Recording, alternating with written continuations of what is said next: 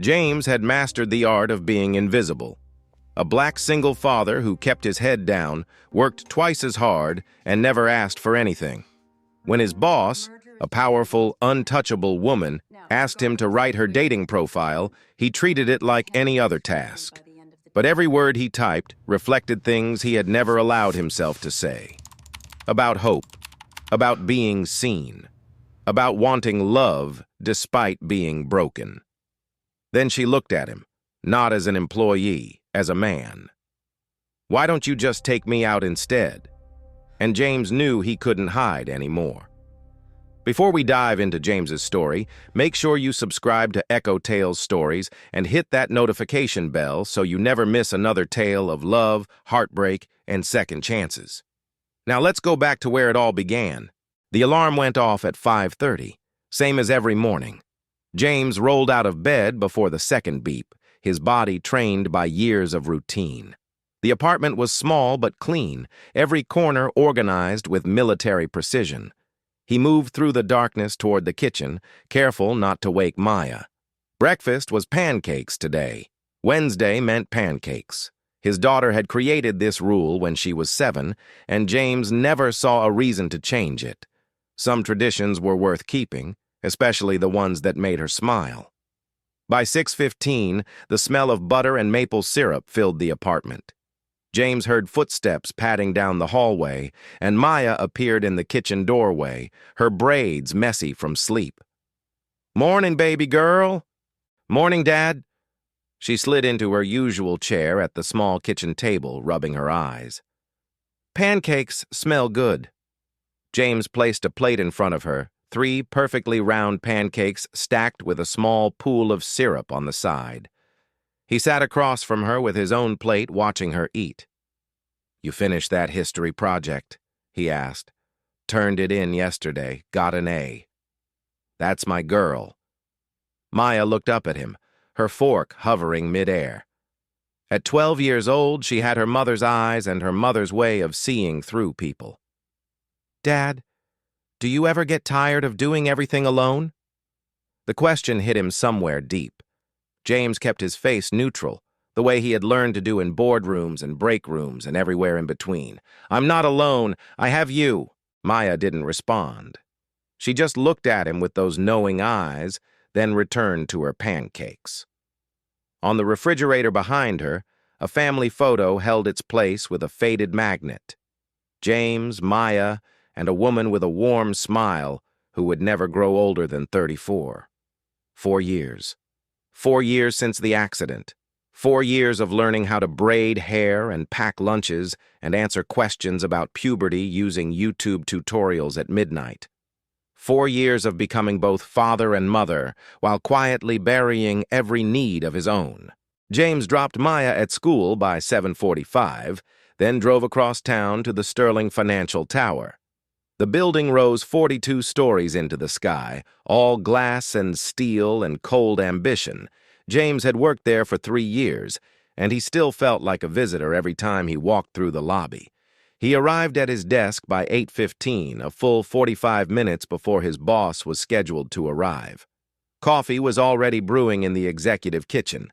Files were organized on Eliza Monroe's desk, each one tabbed and highlighted at key sections. Her calendar was synchronized, her emails filtered, her entire professional life arranged for maximum efficiency. This was what James did. He anticipated. He prepared. He made himself indispensable while remaining completely invisible. Eliza Monroe was the chief financial officer of Sterling Financial, one of only 3 women in the C-suite, and the only one who had clawed her way up from an entry-level analyst position. She was 42, unmarried, and possessed the kind of cold beauty that made men nervous and women cautious. In 3 years of working as her executive assistant, James had never seen her lose control. Not in meetings, not in crises, not when the board questioned her projections or competitors tried to poach her team. She was untouchable, and James was fine with that. He didn't need warmth from his boss. He needed a paycheck and health insurance and the stability to raise his daughter. At 9 o'clock sharp, Eliza walked through the door. She wore a gray suit that probably cost more than James's monthly rent, her blonde hair pulled back in a tight bun. She didn't say good morning. She never did. Just a brief nod in James's direction as she passed his desk toward her office. He had learned not to take it personally. Eliza treated everyone the same way, with efficient detachment. At least she was consistent. "Your coffee is on your desk," James said. "Black, no sugar. You have a conference call at 10 with the London office, and the quarterly reports need your signature before noon." Eliza nodded without looking back. "Push the London call to 11. I need the morning." James made a note. Something was different today. Eliza never rescheduled calls with London. He spent the next hour handling emails, scheduling meetings, and deflecting calls from people who wanted 5 minutes of Eliza's time. At 10:30, Kevin Parker from the marketing department wandered past James's desk, a coffee mug in his hand. "Hey, Jimmy, you busy?" James looked up. Kevin was the kind of white man who called every black colleague by a nickname, as if informality somehow proved he wasn't racist. "I'm working, Kevin. What do you need?" "Could you grab me a coffee from the executive kitchen? I'm slammed today." James held Kevin's gaze for a moment. He wasn't Kevin's assistant. He wasn't anyone's assistant except Eliza's, but he had learned long ago that certain battles weren't worth fighting. Not in this building, not in this world. "Sure," James said. "Give me 5 minutes." He got up and walked to the kitchen, feeling Kevin's eyes on his back. When he returned with the coffee, Kevin took it without a thank you and walked away. Eliza's door was open. She had seen the whole exchange. James couldn't read her expression, but something flickered across her face before she looked back at her computer screen. At 4:30, Eliza called James into her office. This wasn't unusual. She often needed him to coordinate late meetings or prepare documents for the next day. But when James walked in, Eliza wasn't looking at spreadsheets or contracts. She was staring at her laptop screen with an expression he had never seen before. Uncertainty, maybe even embarrassment. "Close the door," she said. James obeyed, then stood at his usual spot 3 feet from her desk. Eliza didn't look at him. "I need you to help me with something personal." James kept his face neutral. In 3 years, Eliza had never mentioned anything personal. He didn't even know if she had family, hobbies, or a life outside these walls. "Of course, Ms. Monroe. What do you need?" Eliza turned her laptop toward him. On the screen was a dating app, the profile creation page blank except for her photo. "I downloaded this last week. I've been staring at it every night, and I can't figure out what to write." She finally looked at him, and James saw something vulnerable beneath the armor. "You know me better than anyone in this building. Write something that makes me sound human." James blinked. Of all the requests he had anticipated, this wasn't one of them. "Ms. Monroe, I'm not sure I'm the right person to—" "Please." The word came out softer than he expected. "I don't know who else to ask. I don't know how to describe myself without listing accomplishments. And accomplishments aren't why people fall in love." She stood up from her desk and walked toward the window, her back to him. "Make me sound like someone worth knowing. Someone who isn't just a title." James looked at the blank screen, then at Eliza's reflection in the glass. For the first time in 3 years, he wasn't seeing his boss. He was seeing a woman who didn't know who she was when she stopped working. "I'll do my best," he said. Eliza nodded without turning around. "Email it to me tonight. And James, please don't tell anyone about this." James took a photo of the blank profile with his phone. "You have my word." That night, after Maya went to bed, James sat at the kitchen table with his laptop open. The cursor blinked on the empty document, waiting. He started typing facts. Eliza Monroe, 42, CFO of a major financial firm. Enjoys fine wine and international travel, looking for someone who can match her ambition. He deleted everything. It sounded like a resume. He tried again. Successful professional seeking meaningful connection. Values honesty and intellectual stimulation. Delete. Too cold, too corporate, too much like the walls she built around herself. James leaned back in his chair and closed his eyes. What did he actually know about Eliza Monroe? Not the CFO. The woman. He knew she stayed late not because she had to, but because she had nothing to go home to. He knew she kept a photo of a German shepherd on her desk, but never mentioned having a dog.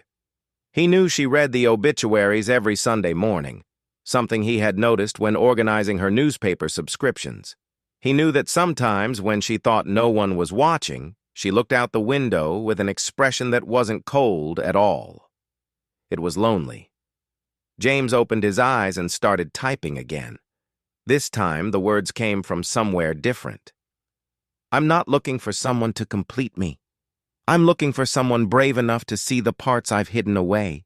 He kept writing, the sentences flowing faster than his thoughts could filter them. I've spent years building walls. I'm ready to let someone walk through the door. I don't need to be saved. I just want to be seen. James stopped typing and read what he had written. The words weren't about Eliza anymore. They were about him. About the loneliness he had buried under routine and responsibility, about the hope he had convinced himself he didn't deserve. He glanced at the photo on the refrigerator. His wife smiled back at him, frozen in time. James felt something twist in his chest. He saved the document, deleted the most personal lines, and rewrote them to sound like they came from a powerful woman seeking connection. But the first draft remained in his memory, a confession he hadn't meant to make. The next morning, James arrived at work early with the profile saved to a flash drive. Eliza was already in her office, which was unusual. She called him in the moment she saw him. "Did you finish it?"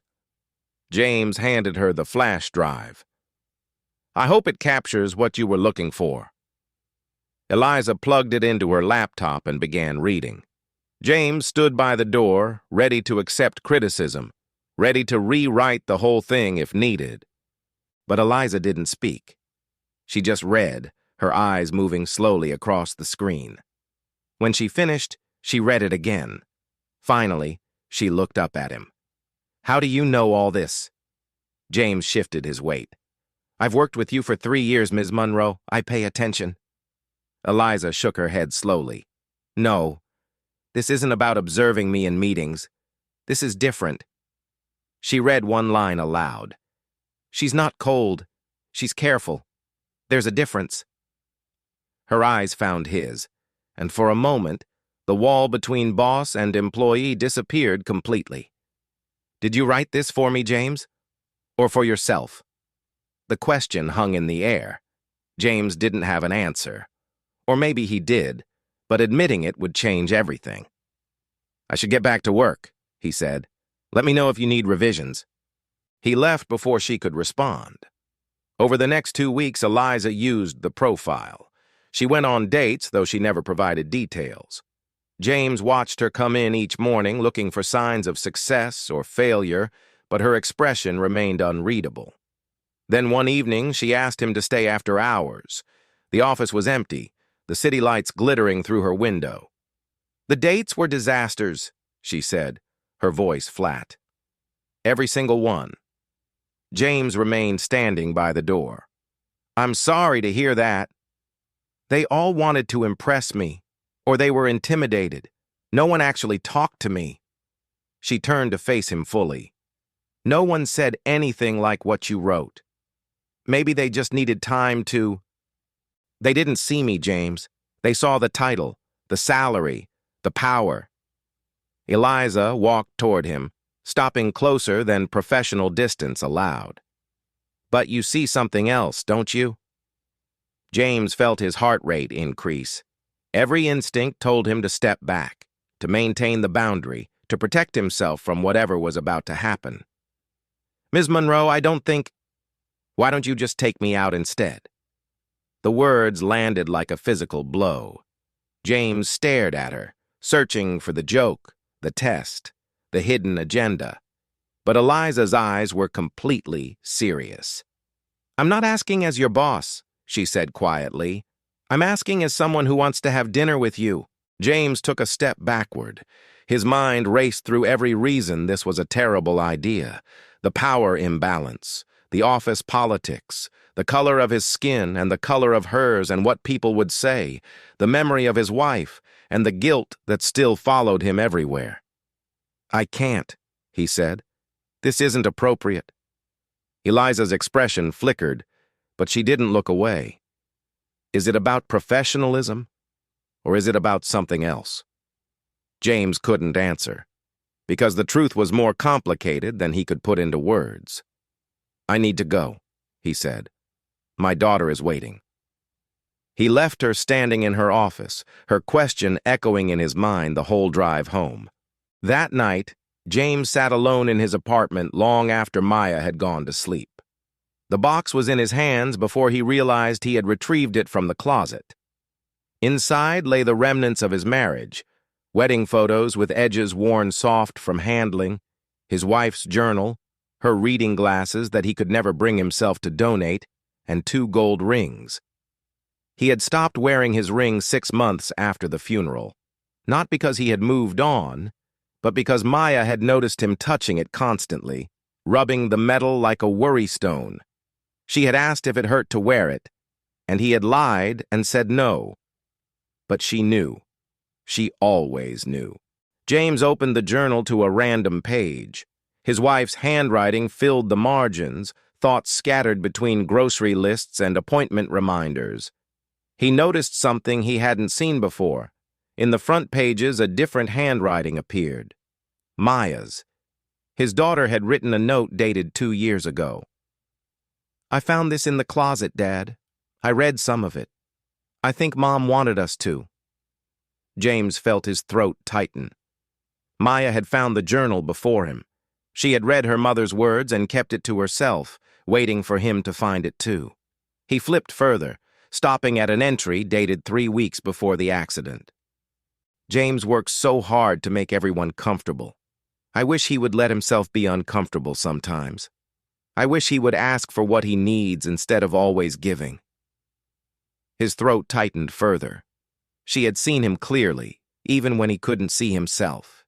He turned more pages until he found the entry written the night before she died. "I hope James finds happiness again someday. He deserves someone who sees how beautiful his heart is. I hope he doesn't spend the rest of his life alone, thinking that's what I would want. I want him to live. I want him to love. I want him to stop punishing himself for being human." James closed the journal. The words blurred through tears he hadn't allowed himself to shed in years. Maya had read these words. His 12-year-old daughter had carried this knowledge alone, waiting for him to be ready. Sunday morning arrived with the smell of pancakes, even though it wasn't Wednesday. James had decided Maya deserved something special. She had been watching him carefully since he came home that night, her observant eyes tracking his every mood. "You're making pancakes on a Sunday," Maya said, sliding into her chair. "What's wrong?" James flipped a pancake onto her plate. "Nothing's wrong. Can't a dad make his daughter breakfast?" "You only break the pancake schedule when something's bothering you." He sat down across from her, his own plate untouched. Maya was 12 going on 30, a girl who had learned to read people the way other kids learned to read books.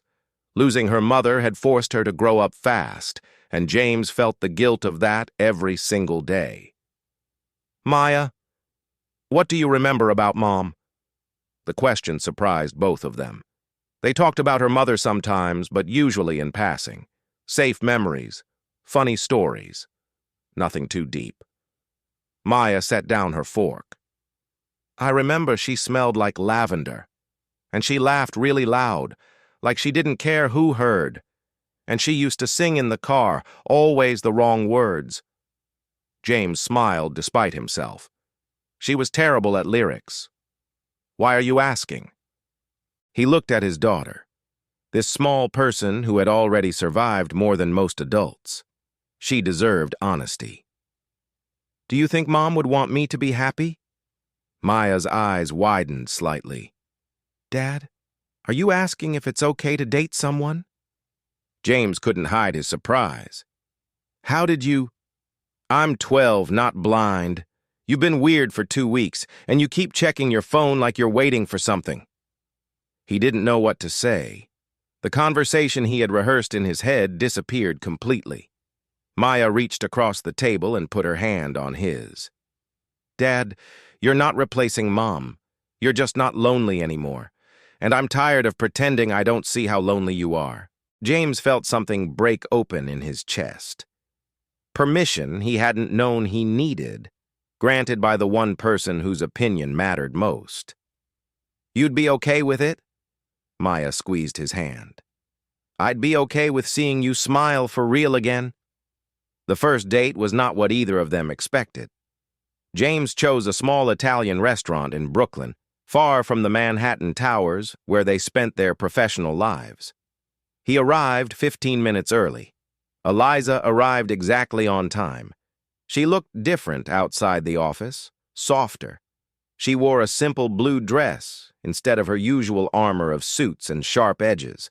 Her hair was down, falling past her shoulders in waves he had never seen before. I almost didn't come, she admitted as they sat down. James nodded. I almost didn't show up either. The honesty cut through the awkwardness. They ordered wine and appetizers and fell into conversation that had nothing to do with quarterly reports or conference calls. Eliza told him about her father leaving when she was 12, about waking up one morning to find his closet empty and her mother crying in the kitchen, about learning to build walls so high that no one could climb them, because if she never let anyone in, no one could leave her again.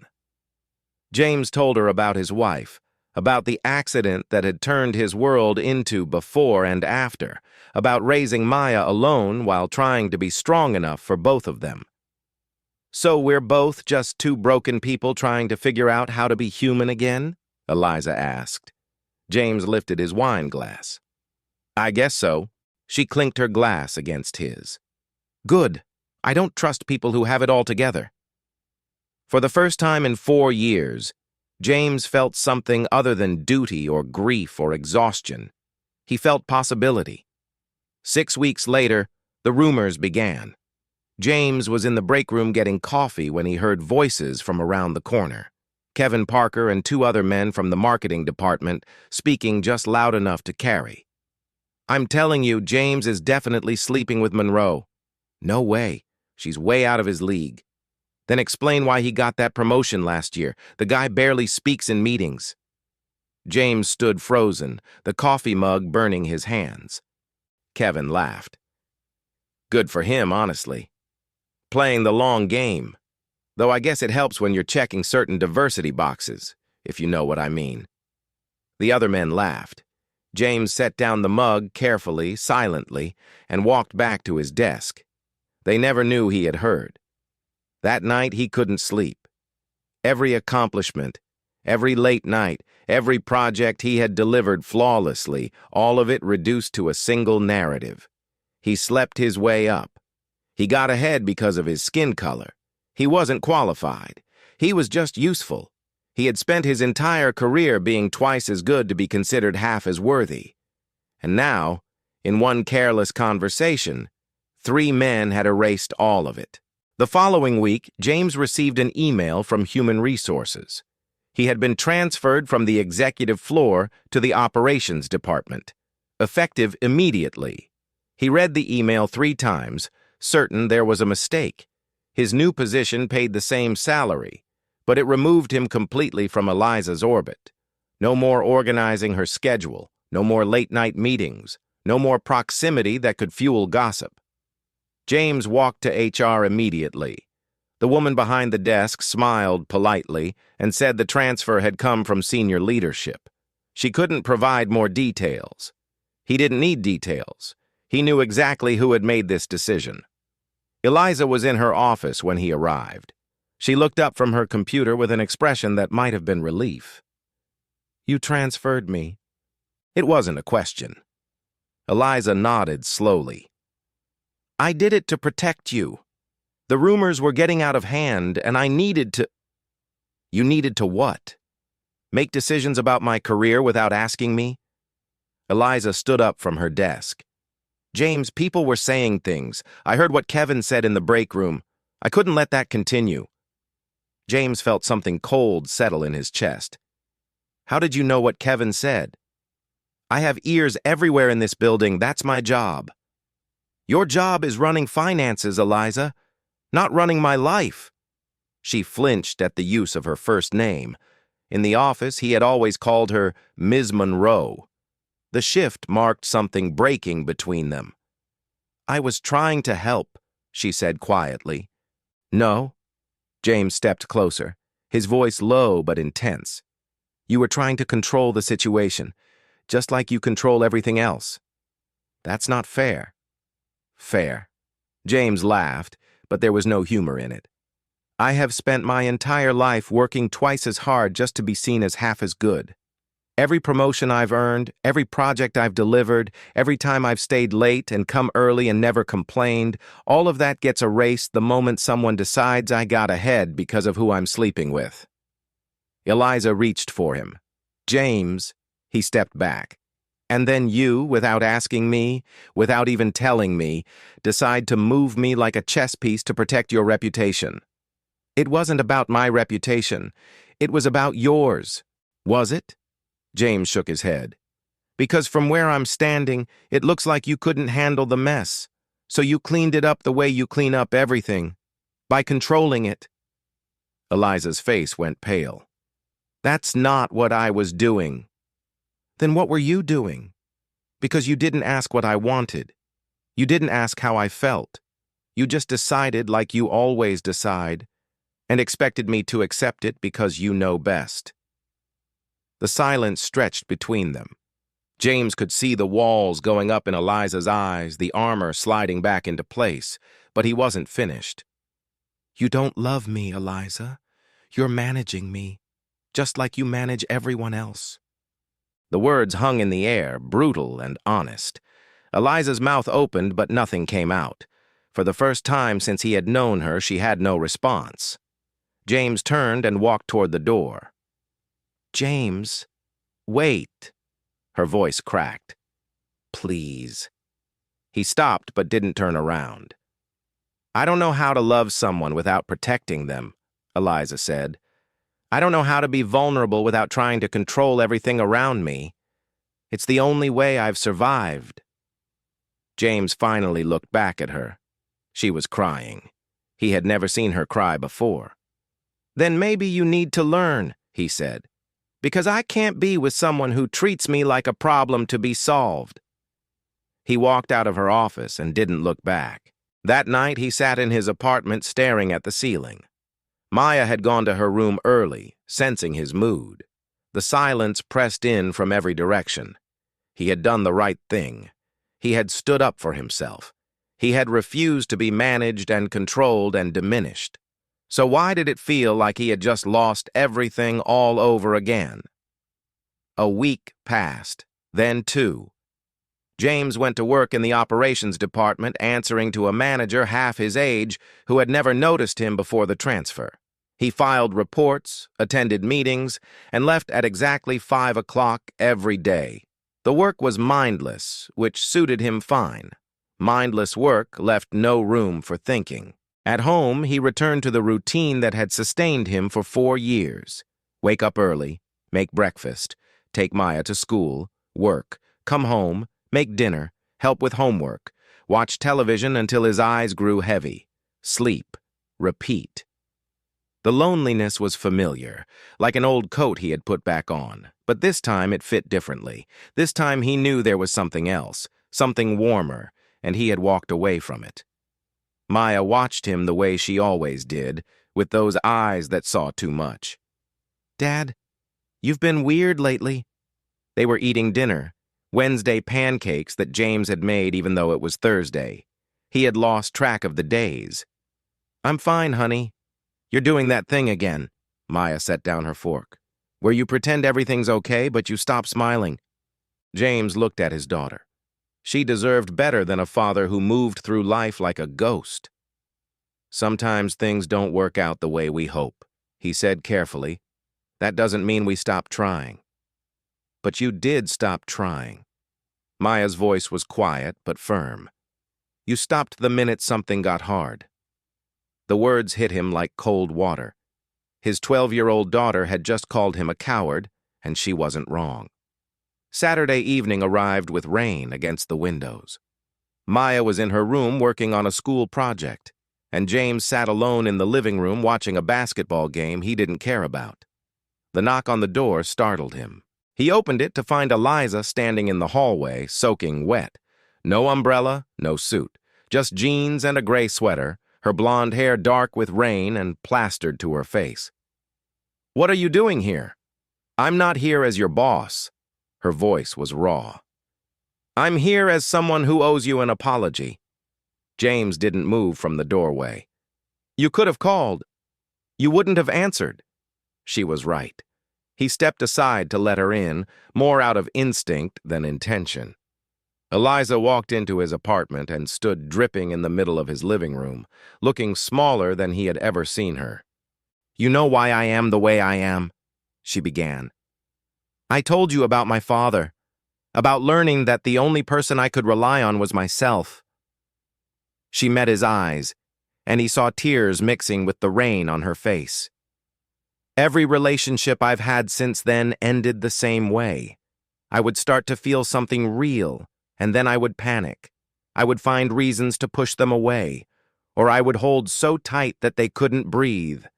Either way, I made sure I was the one in control." James uncrossed his arms, but remained silent. "When I transferred you, I told myself it was for your protection, that I was saving you from the rumors and the judgment." She shook her head slowly. "But that was a lie. I did it because I was scared. For the first time in my life, I couldn't control what I was feeling, and instead of dealing with that fear, I tried to manage it. I tried to manage you." James uncrossed his arms. "You made a decision about my life without asking me. You treated me like a problem." "I know." Eliza's voice cracked. "And I'm so sorry. I've never apologized to anyone the way I'm apologizing to you right now.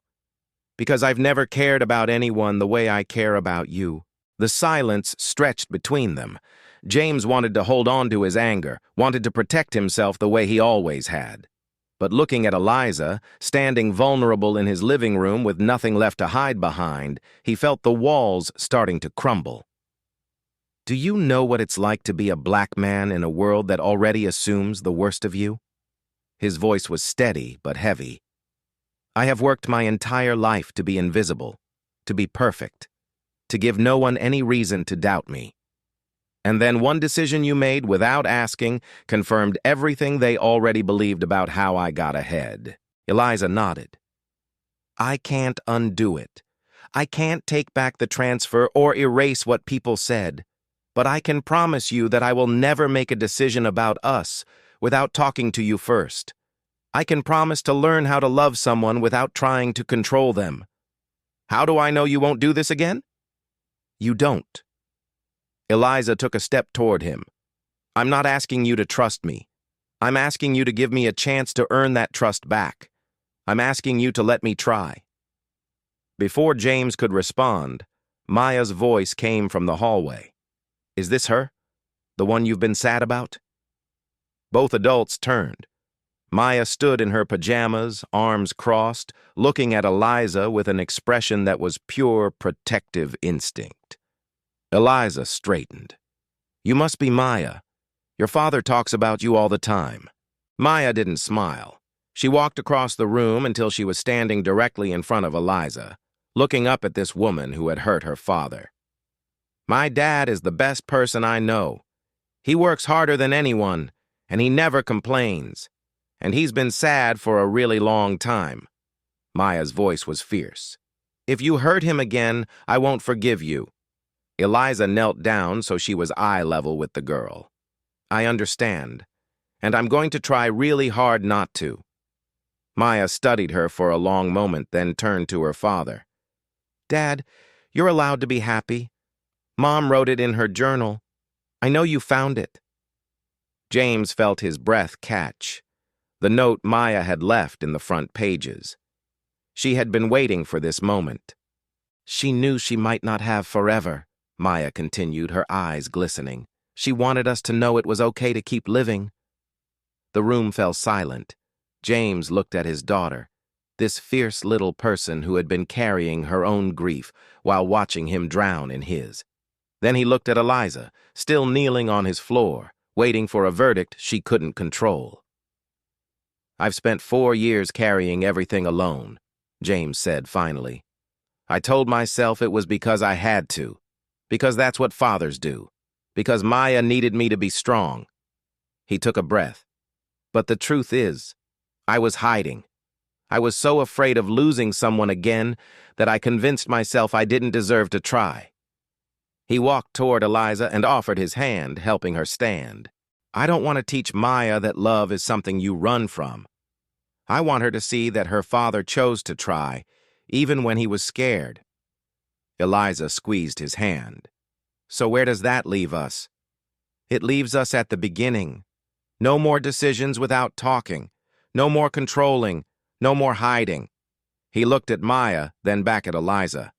Just 2 broken people trying to figure it out together. 1 year later, the apartment smelled like spaghetti and garlic bread. Maya had insisted on cooking dinner herself, which meant James spent most of the evening trying not to hover. Eliza arrived at 6 with a bottle of wine and the easy familiarity of someone who had been coming here for months. After dinner, Maya announced she had homework and disappeared into her room with a knowing smile. James suspected she had been briefed. He pulled a small box from his pocket. Inside was a simple gold ring, elegant but unpretentious. "I'm not asking you to replace what I had," James said. "And I'm not asking you to be perfect. I'm asking you to be my partner, in the mess, in the chaos, in the beautiful, broken, imperfect life we're building." Eliza's eyes filled with tears. "I've never let anyone see me like this." "I know. That's why I'm asking." She nodded, unable to speak, and James slid the ring onto her finger. The next morning, James walked Maya to school while Eliza waved from the apartment window. The city was waking up around them, ordinary and miraculous. "Dad, you look different," Maya said. "Different how?" "You look like you're not carrying the world anymore."